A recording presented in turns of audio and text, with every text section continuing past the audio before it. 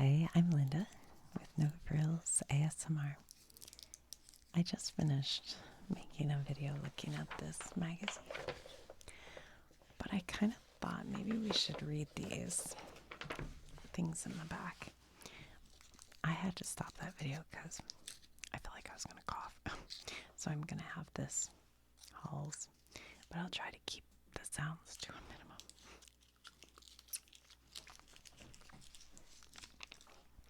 I have no idea what this will say. And remember, we are looking at a magazine from 1956. So if it seems dated or inappropriate, it probably is. We'll see. The Man Next Door. So it's, I guess, advice. I don't know. My overworked nephew, a recent college graduate who has spent a strenuous summer swimming, boating, eating, and dancing, complained to me that bad luck prevented his getting a job and earning money.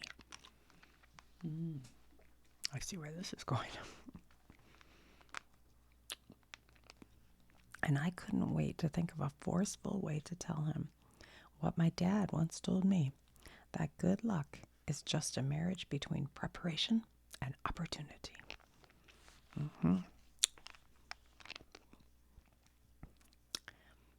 I feel like there's a more astute way of saying that. That good luck is really just hard work. What is it they say? I don't know. There's some saying. Where did they go? Maybe it's just as well you men don't understand women. My astute, that's weird. I just used the word astute. I haven't used that in a while. Christine mused last night after her club meeting. Women do understand them and very often don't like them. Wow. Maybe it's just as well you men don't understand women. Women do understand them and very often don't like them. Okay. Same could be said the other way. Almost any family man can tell you that the most inflammable kind of wood is a chip on the shoulder. I must have read the seed catalog wrong back in March.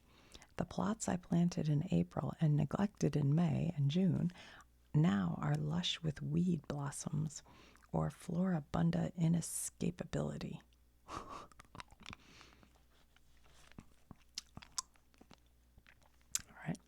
As a scholar and a philosopher of the old school, not to mention being a man of considerable experience, I am convinced that man's mastery of women, like his mastery of nature, depends almost entirely on her willingness to be mastered. Okay. Yeah. We parents must be eternally watchful at the pools and beaches. Remember, our children have no fear of water unless it's soapy. That's kind of funny. So these are all just things men have sent in, I guess, to what's basically a women's magazine. I think that's what's going on. The younger generation is going to do all right, I hold.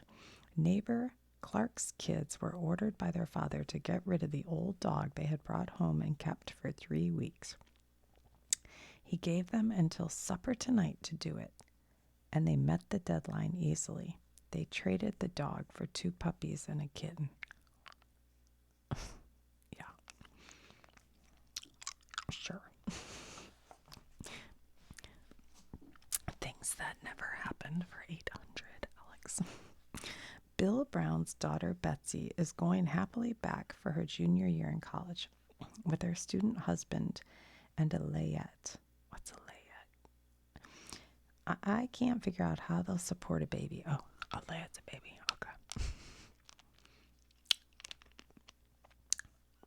Okay.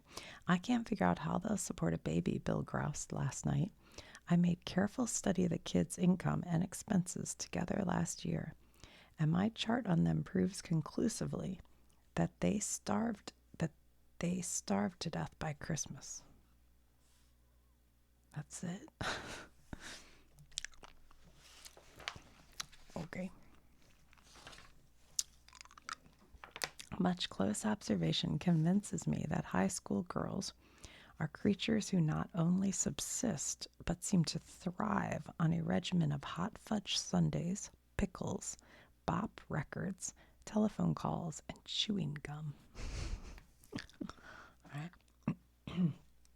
It is now clear, snapped Grandmother Hillis after hearing two politicians speak on TV last night, that the world is made up of neutrons, electrons, protons, and morons. That's funny. All right. Still true. Two of my preacher friends had a little quarrel the other day, but met later and decided to be friends. Hereafter, let each of us do his work to the best of our ability, one suggested, you in your way, and I in his. That's funny. Okay. The opposite sex, remarked Grandpa Hillis out of Grandmother's hearing, until you marry one of them, you don't know how opposite they can be. Of course, we are always sure of death and taxes, mused a mild-mannered Frederick Fell at our men's cookout. But at least death doesn't get worse every time Congress meets.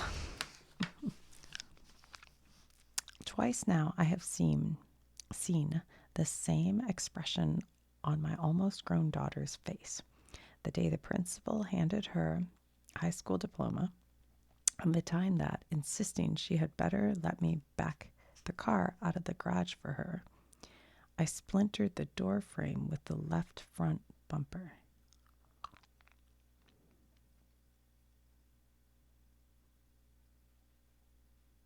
I don't know if I get that. So she asked her dad to back the car up, and he splintered the frame, and that gave her the same look as when she got her diploma. Surprise, I guess. I don't know. You'll have to forgive us if my Christine and I are a little puffed with pride. 4 times this month, friends have telephoned us invitations to dinner and added, "We don't want you unless you bring your children." Aw, that's kind of sweet. Right, that's kind of sweet.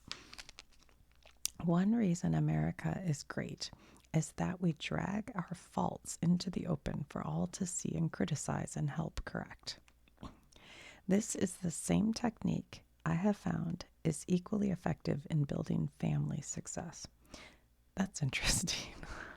Still true. So bring your faults out in the open for everybody to help with. Okay. Your family's mental maturity is evident when no member snaps at another in terms of, why do you always, or why don't you ever do this and so.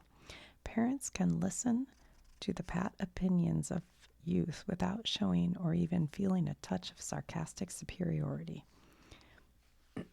Each older member is a willing, sympathetic listener to the troubles of any other member as need arises.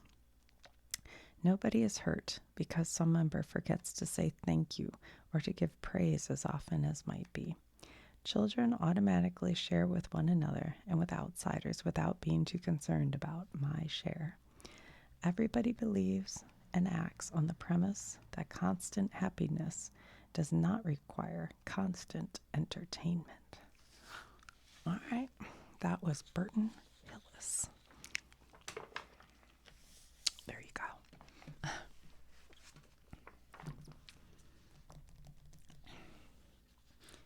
Is that cheese? I'm not sure. Well, I hope you enjoyed that. I will talk to you guys soon. Better homes